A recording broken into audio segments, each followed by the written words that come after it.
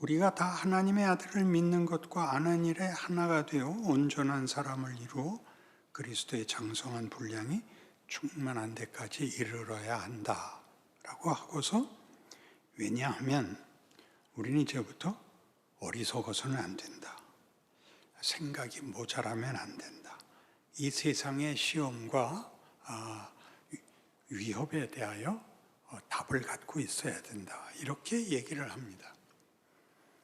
그러니까 이 세상이 하는 유혹, 시험, 어리석음, 거짓말들은 뭐냐면, 신이 있다면 신은 결국 절대자다. 어떤 면에서 절대자냐? 권력에 대해서 절대자다. 그러니까 네 힘으로 풀 수 없는 문제를 신에게 도와달라 그래라.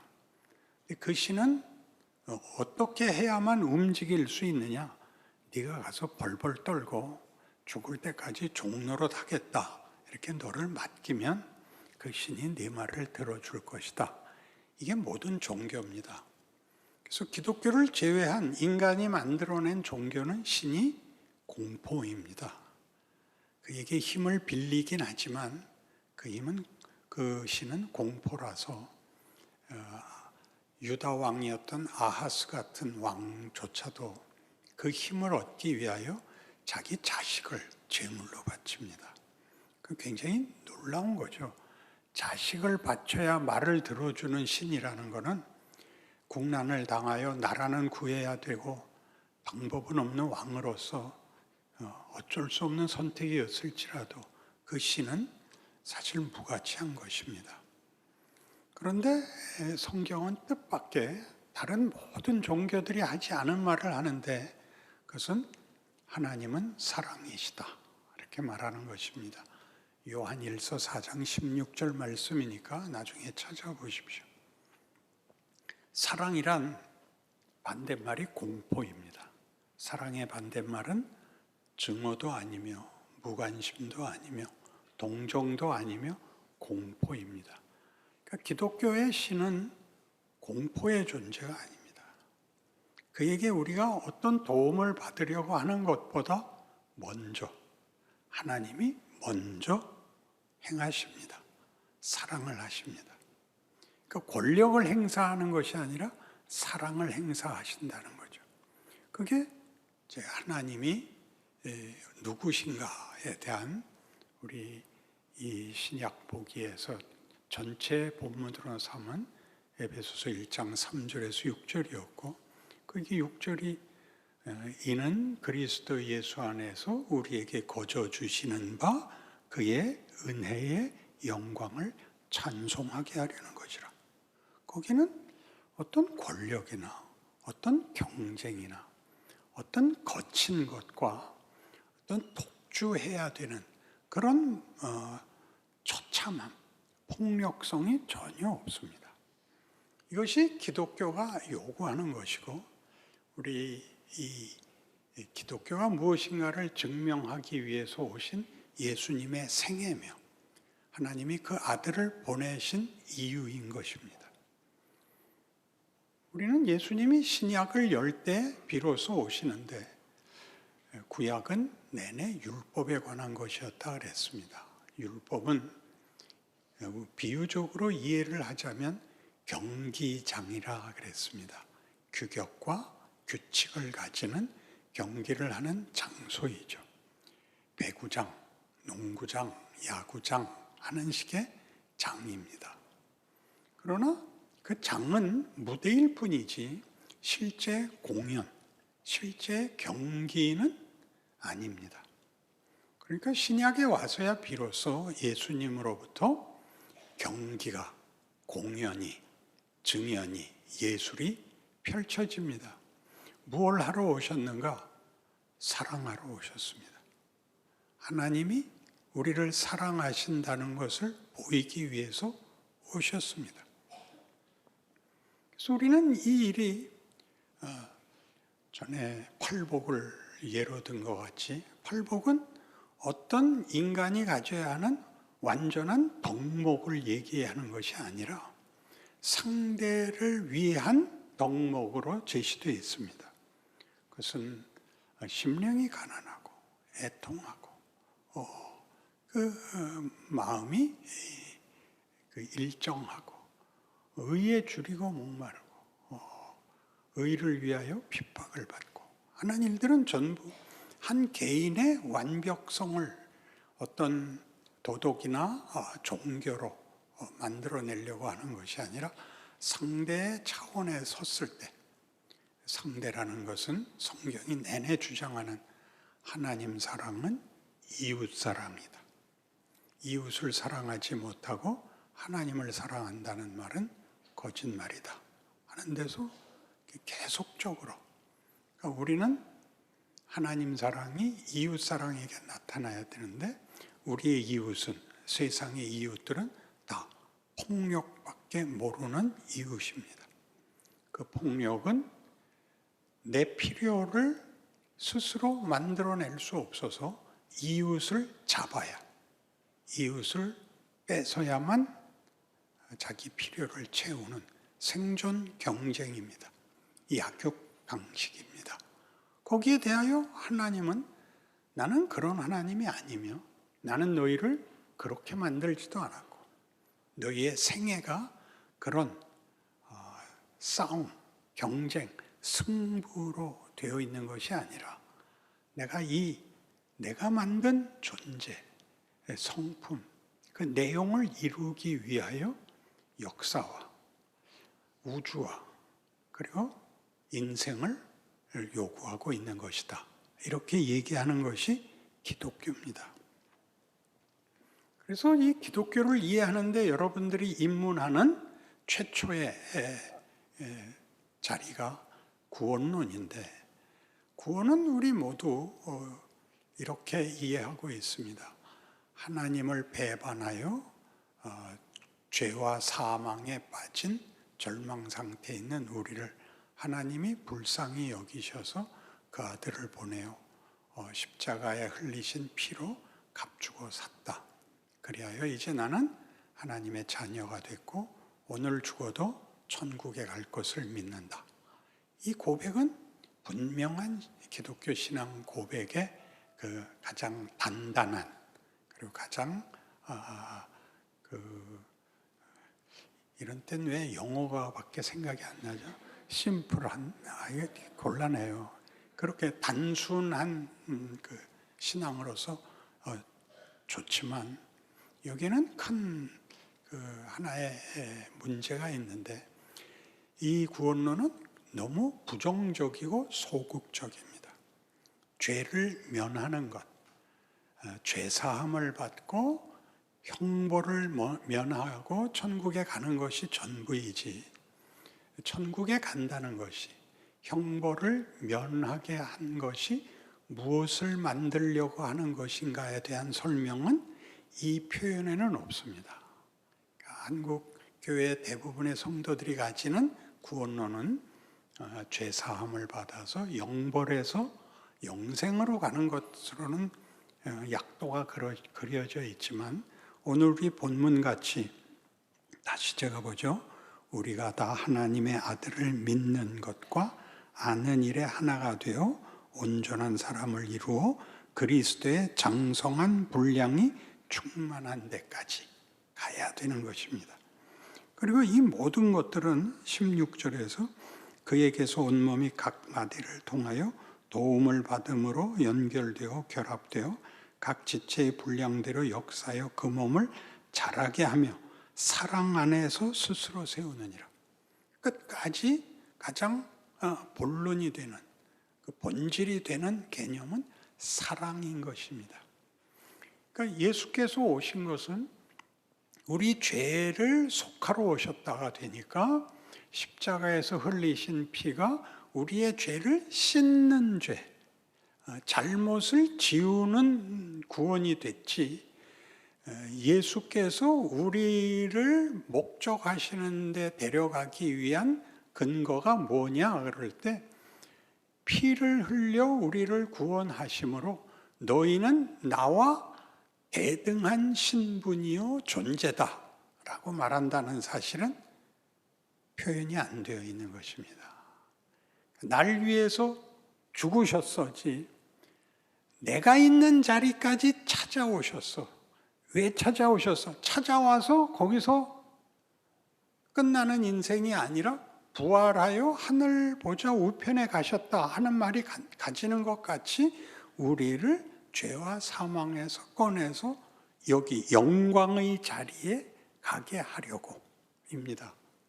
그니 구약 성경에 제일 많이 등장하는 하나님의 자기 설명, 역사적 자기 설명은 무엇이냐면 나는 너희 조상의 하나님이니 아브라함의 하나님, 이삭의 하나님, 야곱의 하나님이니라. 와, 또 하나가 있죠. 나는 너희를 종된 애굽에서 구해낸 너희의 하나님이니라가 있습니다. 종된 애굽에서 꺼낸 것이 구원이 아니라 이것은 자유인과 자유의 땅을 주려고 꺼낸 것입니다. 가나안을 가자고, 가나안을 가려면 필수적으로 먼저 해야 되는 일이 애굽에서 나와야 되는 일이었고, 우리가 구약에서 보는 바와 같이 그 모세오경에서 이스라엘은 광야에서 끝나고 맙니다. 그렇게 된 것을 성경은 책망하며 히브리서에서 너희는 그러지 마라 라고 얘기합니다. 너희는 이 가나안까지 가라.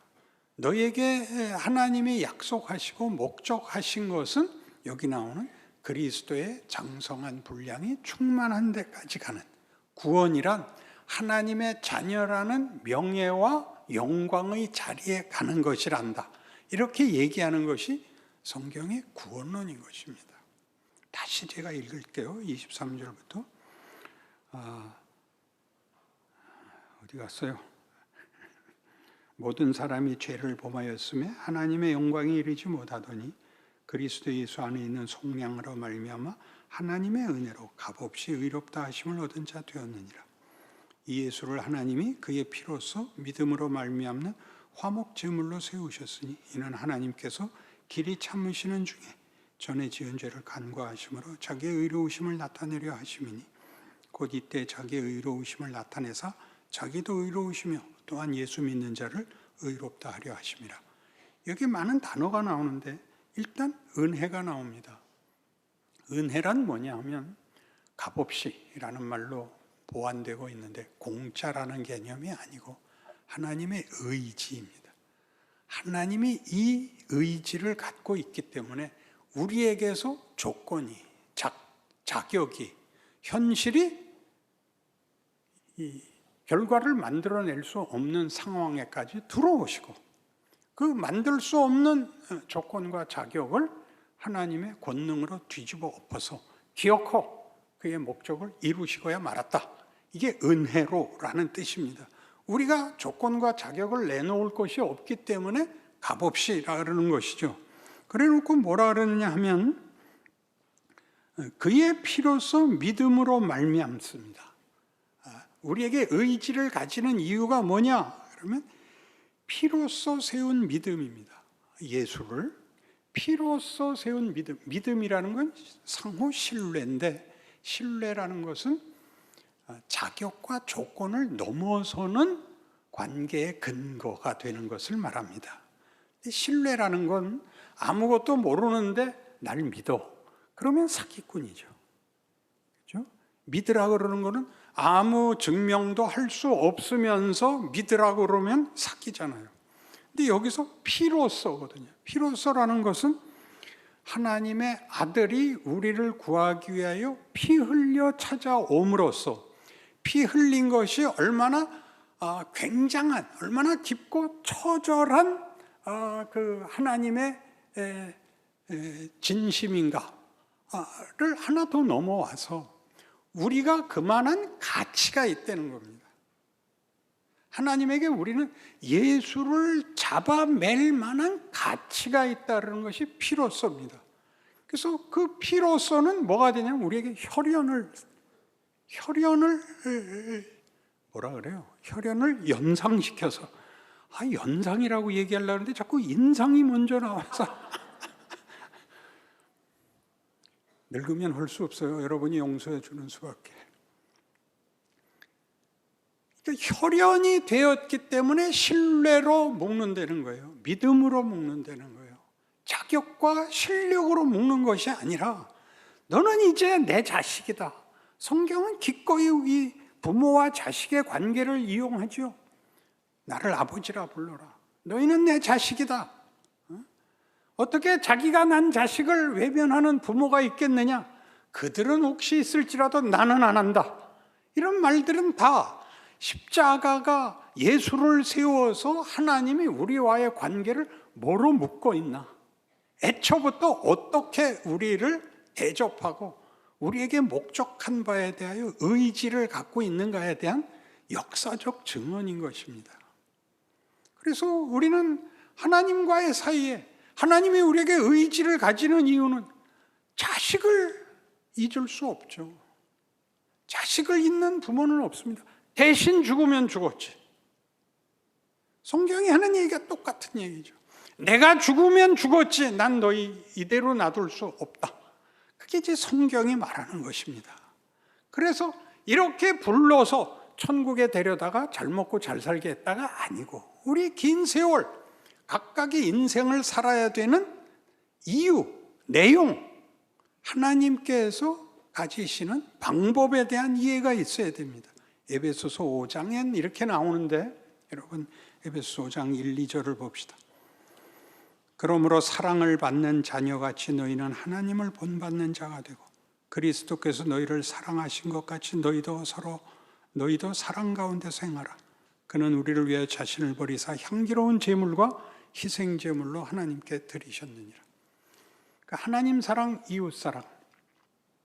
그러니까 하나님이 우리를 사랑한다는 사랑을 안다면 사랑이 감동을 주는 게 아니라 하나님과 우리의 관계가 어떻게 묶여 있고 그리고 하나님이 하나님인 본질, 하나님인 신성, 우리가 그토록 절대 권력이라고 생각했던 것이 우리가 아는 이 하나님에게서는 그게 사랑이더라 하는 데서 놀라야 되는 겁니다. 영광은 보통 권능과 영광은 다 권력적 의미입니다. 세상에서 영광은 승자에게 가는 것이고 가진 자에게 가는 것입니다. 그것이 꼭 재산이 아니더라도 무슨 지식이든가 업적 같은 것을 가져야 영광이라는 단어를 쓰는데 성경에서 영광이라고 그러는 것은 이 하나님이 목적하는 이 지위, 이 자리는 아름다움의 극치라는 뜻입니다. 승부의 문제가 아닙니다.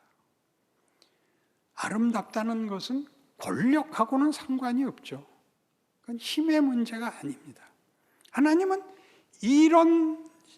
이것으로 영광, 감사, 찬송, 기쁨 이런 단어들로 자신과 우리를 표현하시고 그리고 여기에 오는 과정을 이것으로 요구하십니다. 그러니까 지금도 에베소 5장 본 바와 같이 이렇게 서로 사랑하라.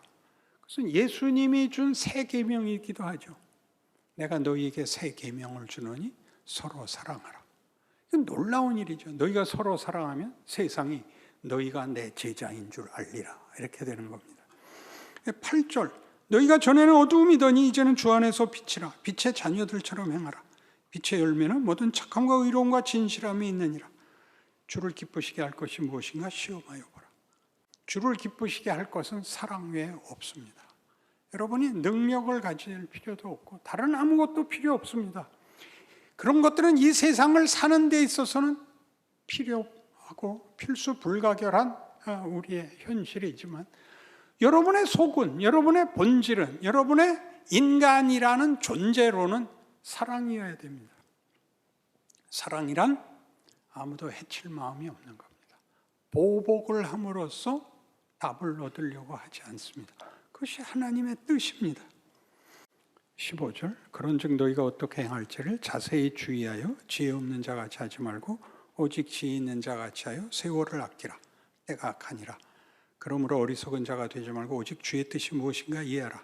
술 취하지 말라. 이는 방탕한 것이니 오직 성령으로 충만함을 받으라. 이 성령 충만은 한 번의 감동을 얘기하는 게 아닙니다. 하나의 격발, 계기로서의 성령 충만이 아니라 매일 쌓아나가는, 성장해 나가는, 배우는 것입니다. 뭘 배워야 되죠? 분별, 안목을 가져야 되며 그것을 하기 위해서 선택을 해야 되며 선택한 결과를 책임을 져야 되는 많은 시행착오, 많은 후회를 겪어야 됩니다. 그때마다 단순한 신앙 고백, 단순한 구원론에서는 죄를 회개하여 빨리 지워버려야 되는 것이었습니다. 그러나 여기서는 성경이 우리에게 말하는 과정에서는 네가 무엇을 해야 되는지 아는 것이 첫 단계예요. 아는 것을 실천하는 것이 두 번째 단계인데 실천을 해보면 안다고 되는 것이 아니란다. 안다는 것을 하려면 많은 연습이 필요한데 네가 하지 않아도 세상이 너를 도전하여 매일 못 살게 굴 거다. 어떡할래? 그래서 돌아와서 자기 전에 이렇게 쭉 그날 뿔따구 나게 만든 사람들을 써서 목록으로 하나님이 첫 번째 나쁜 놈들은 오늘 밤에 죽여주시고 이 두 번째 놈들은 한 달 있다 죽여주시고 이렇게 기도하는 건 안 되죠. 이거하고 똑같이 뭐라고 기도하냐면 오늘 저 열심히 살았습니다. 그리고 제가 모르고 지은 죄가 있거든 용서해 주십시오. 그리고 오늘 지은 죄를 다시는 짓지 않겠으니 용서해 주십시오. 외에는 기도가 없단 말이에요. 해보니까 안 됩니다. 안 됩니다. 하나님 어떡하란 말입니까? 이 반발이 나와야 돼요. 그러지 않고는 넘어서지 못합니다.